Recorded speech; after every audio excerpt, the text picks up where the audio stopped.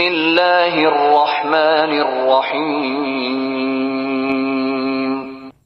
Ya ayyuhalladzina amanu la ta'kulur riba adhafan mudha'afatan wattaqullaha la'allakum tuflihun.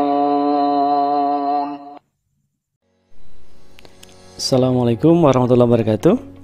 Kembali lagi bisa bersilaturahmi secara virtual dengan saya Herlan Firmansyah. Pada beberapa video sebelumnya saya sudah menyampaikan terkait dengan koperasi syariah. Video kali ini saya akan melanjutkan bagian kelima dari paket video kupas tuntas koperasi syariah. Dan pada video kali ini sesuai dengan yang saya sampaikan dengan video sebelumnya, ya, itu kita akan mengkaji, saya akan membuka forum diskusi mengawali kajian tentang Dewan Pengawas Syariah.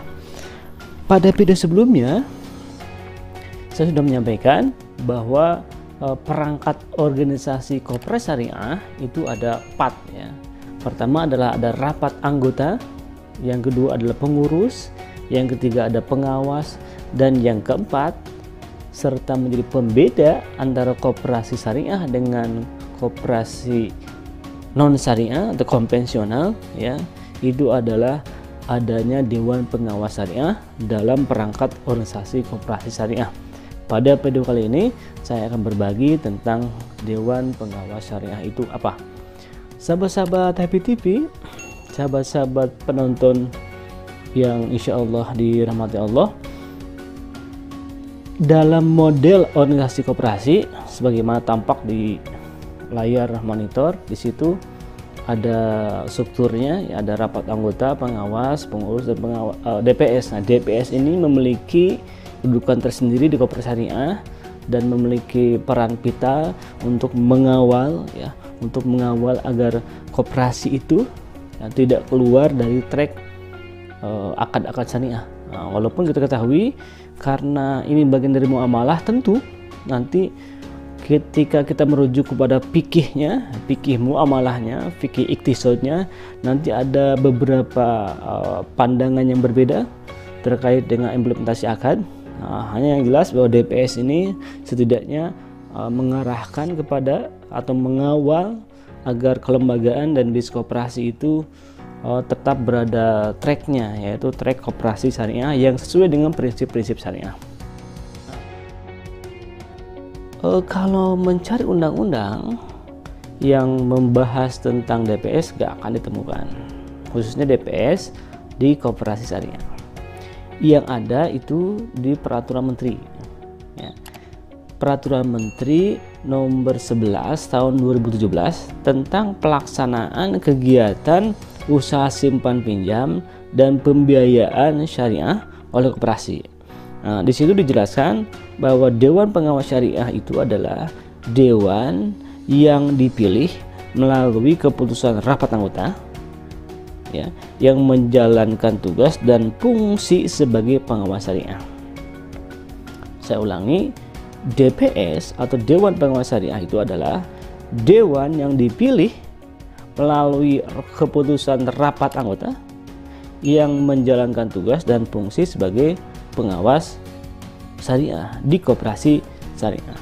Itu menurut peraturan Menteri Koperasi KUKM, ya, Menteri Koperasi UKM RI nomor 11 2017. Kemudian teman-teman sekalian, lebih lanjut dalam peraturan tersebut disebutkan apa itu KSPPS, ya, apa itu KSPPS. Di video-video sebelumnya saya sudah menjelaskan beberapa jenis koperasi.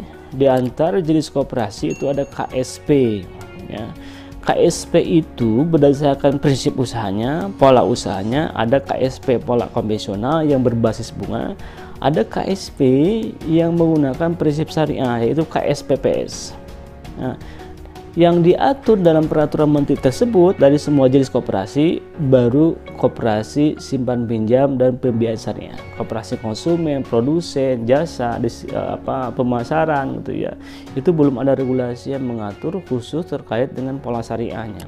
Nah, untuk simpan pinjam karena lebih banyak berkembangnya adalah jenis koperasi itu, maka yang pola syariah, yang prinsip syariah sudah disebut dalam peraturan itu, yang menjelaskan bahwa KSPPS dan USPPS.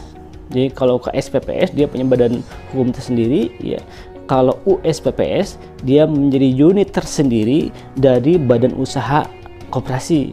Ya, misalkan koperasi konsumen dia punya unit usaha USPPS. Koperasi produsen memiliki unit usaha USPPS. Nah, KSPPS dan USPPS, koperasi simpan pinjam dan pembiayaan syariah, dan USPPS, unit simpan pinjam dan pembiayaan syariah, wajib memiliki dewan pengawas syariah ya, yang telah bersertifikat pendidikan dan pelatihan DPS dari DSN MUI. Kalau sesuai regulasi seperti itu, bahwa harus memiliki DPS dan DPS-nya harus punya sertifikat pendidikan dan pelatihan. Dan hal ini yang memiliki otoritas untuk memberikan pelatihan terhadap DPS itu adalah DSN MUI ya.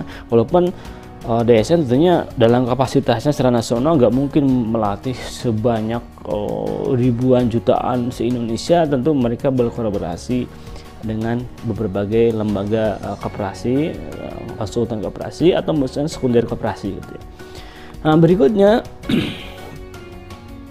dalam Permenkop UKM nomor 11 2018, kalau yang tadi nomor 11 2017, kemudian dalam perkembangannya 2018 peraturan tersebut disempurnakan dalam peraturan Menteri Koperasi UKM RI nomor 11 2018 tentang ya, perizinan USP oleh koperasi, perizinan usaha simpan pinjam oleh koperasi. Di situ juga ditegaskan bahwa KSPPS dan USPPS koperasi ya, memperoleh izin usaha. Ya, jadi dalam permen itu ada disebut dengan izin usaha, ada yang disebut dengan izin operasional. Ya. Nah, koperasi KSPPS dan USPPS akan mendapatkan izin usaha. Ya, wajib memiliki dewan pengawas syariah dengan rekomendasi DSN MUI. Ya, jadi rekomendasi. Kalau sebelumnya harus tersertifikasi DSN, punya sertifikat pelatihan, pendidikan pelatihan. Kalau dalam peraturan ini disebutkan bahwa DPS tersebut harus memiliki rekomendasi DSN MUI atau MUI provinsi kabupaten kota setempat, atau memiliki sertifikat pendidik dan pelatihan DPS dari DSN MUI bagi KSPPS dan USPPS. Jadi minimal kalau dia belum tersertifikasi, dia memiliki rekomendasi dari MUI, dari DSN MUI atau dari MUI provinsi kabupaten kota. Jadi kalau teman-teman mau mendirikan koperasi syariah, di situ harus ada DPS-nya. Pada saat memproses aspek legal koperasi syariahnya, di situ harus ada orang-orang yang ditempatkan sebagai DPS, dan orang-orang tersebut harus memiliki rekomendasi dari MUI kabupaten kota ya, minimal seperti itu. Berikutnya sahabat-sahabat sekalian, ada beberapa ketentuan dalam perundangan yang terkait dengan DPS. Dan perundangan ini mengacu kepada peraturan menteri ya, karena undang-undang secara khusus bagaimana disampaikan sebelumnya itu belum ada yang membahas yang menjadi panduan tentang koperasi syariah. Nah, berdasarkan peraturan menteri koperasi ada beberapa ketentuan umum tentang DPS. Yang pertama adalah DPS itu ditetapkan dalam rapat anggota. Siapa yang menjadi DPS, berapa orang yang menjadi DPS, siapa saja yang memenuhi kualifikasi DPS ditetapkan dalam rapat anggota. Yang kedua, DPS paling sedikit 2 orang. Paling sedikit 2 orang dan minimal 1 orang. Ya, paling sedikit 2 orang dan minimal 1 orang wajib memiliki sertifikat pendidik dan pelatihan, pendidikan dan pelatihan DPS dari DSN MUI. Dan atau ini menjadi option ya, dan atau karena sekarang orang-orang penggerak koperasi yang memiliki sertifikat dari DSN itu masih sedikit, sehingga dan atau sertifikat standar kompetensi yang dikeluarkan oleh lembaga sertifikasi profesi yang telah memperoleh lisensi sesuai dengan profesi, sesuai dengan ketentuan peraturan perundang-undangan.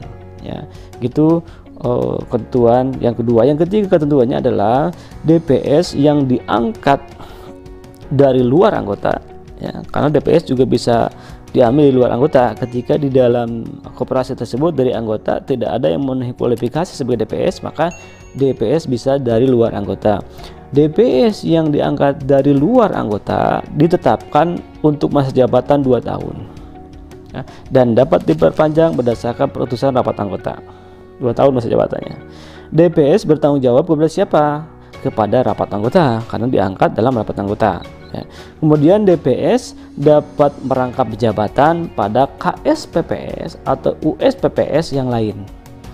Kenapa demikian? Karena tadi itu SDM di Indonesia yang memiliki kualifikasi sebagai DPS itu masih sedikit, sedangkan jumlah koperasi ribuan, ya, jutaan se-Indonesia. Di satu provinsi bisa di atas 20.000, ya, khususnya di Jawa Barat, Jawa Tengah, Jawa Timur itu provinsi yang jumlah koperasinya itu di atas 20.000, ya. Itu perlu stok DPS yang banyak kalau ingin bermigrasi ke pola syariah, sehingga seorang DPS bisa merangkap di beberapa koperasi. Kemudian apa syarat-syarat anggota DPS? Seseorang bisa diangkat jadi anggota DPS, syaratnya apa? Yang pertama, syaratnya adalah berasal dari anggota atau di luar anggota. Jadi boleh dari anggota, boleh dari luar anggota. Beda dengan pengurus dan pengawas, itu harus dari anggota. Tapi kalau DPS itu bisa dari anggota atau dari luar anggota. Yang kedua, tidak pernah dihukum karena melakukan tindakan pidana, karena dia akan menjadi panduan guide dalam menentukan justifikasi, ya, menetapkan apakah produk yang dikeluarkan oleh koperasi syariah itu memenuhi kaidah syariah atau tidak. Maka tidak pernah dihukum karena melakukan tindak pidana, harus, ya, tidak boleh narapidana. Yang ketiga, tidak mempunyai hubungan keluarga sedarah dan semenda sampai derajat ke-1 dengan pengurus. Jadi sebaiknya bukan saudara dekat pengurus, ya, supaya nanti penilaiannya lebih objektif. Yang keempat, DPS koperasi sekunder. Koperasi primer itu anggotanya minimal 20, ya, dalam Undang-Undang Cipta Kerja bahkan itu diperingan menjadi lebih sedikit lah, sekitar 9 anggota bisa menjadi koperasi primer. Nah, kalau sekunder itu minimal 3 koperasi primer menjadi anggota sekunder. Nah, DPS koperasi sekunder dapat berasal dari anggota koperasi primer atau dari luar anggota koperasi, ya, primer itu.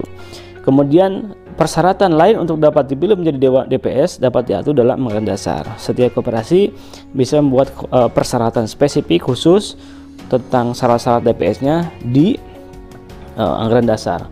Kemudian dalam ketentuan lain, ya, yang perlu disimak oleh kita adalah dalam peraturan Menteri Koperasi nomor 11 2018 tentang perizinan USP koperasi, bahwa anggota DPS salah satunya wajib memiliki rekomendasi Majelis Ulama Indonesia. Misalkan ada anggota DPS-nya 2, maka dari 2 itu salah satunya harus memiliki rekomendasi dari MUI setempat, ya. Seperti saya itu menjadi DPS di 3 BMT.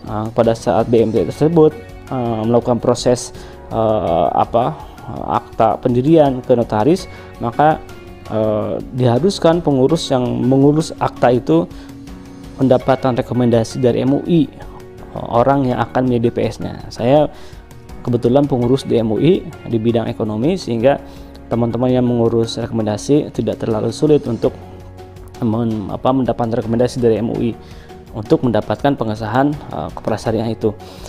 Berikutnya teman-teman sekalian, tugas DPS apa? Secara detailnya, tugas DPS yang pertama adalah memberikan nasihat dan saran. Memberikan nasihat dan saran kepada pengurus dan pengawas. Tentang apa? Ya, tentang, ya, kesesuaian dengan prinsip syariah. Tentang apakah kegiatan koperasinya itu, baik aktivitas maupun produknya itu sesuai tidak dengan syariah. Maka DPS tugas yang pertama adalah memberikan nasihat dan saran kepada pengurus dan pengawas serta mengawasi kegiatan agar sesuai dengan prinsip syariah. Yang kedua, tugas DPS itu adalah menilai dan memastikan pemenuhan prinsip syariah atas pedoman operasional dan produk yang dikeluarkan oleh koperasi. Jadi melakukan sebuah penilaian dan memastikan pemenuhan prinsip syariah atas pedoman operasional dan produk. Jadi kalau koperasinya membuat SOP, SOM, maka di situ termasuk penetapan produk kesesuaian dengan prinsip syariah itu harus mendapat penilaian dari DPS. Yang ketiga, tugas dari DPS itu adalah mengawasi pengembangan produk baru. Jadi ketika pengurus koperasinya mengembangkan produk baru, produk inovasi baru dalam rangka meningkatkan pelayanan kepada anggotanya, karena koperasi itu tugasnya seperti itu, maka ketika ingin mengembangkan produk baru harus diawasi oleh DPS tentang kesesuaian dengan prinsip syariahnya. Yang keempat, tugas dari DPS itu adalah meminta fatwa kepada DSN MUI untuk produk baru yang belum ada fatwanya. Kenapa demikian? Karena yang namanya DPS itu bisa dibilang dia kepanjangan tangan dari DSN, Dewan Syariah Nasional, yang dia bertugas di unit-unit organisasi dalam ini koperasi DPS itu. Sehingga DPS itu harus bisa menjabarkan fatwa-fatwa yang dikeluarkan oleh DSN. Ketika tidak ada fatwa yang terkait dengan produk baru tersebut, maka DPS tersebut harus meminta fatwa kepada DSN. Artinya harus berkoordinasi dengan DSN sehingga ada garis komunikasi secara organisasi, ya, secara tupoksinya antara DPS yang berada di koperasi syariah dengan DSN MUI.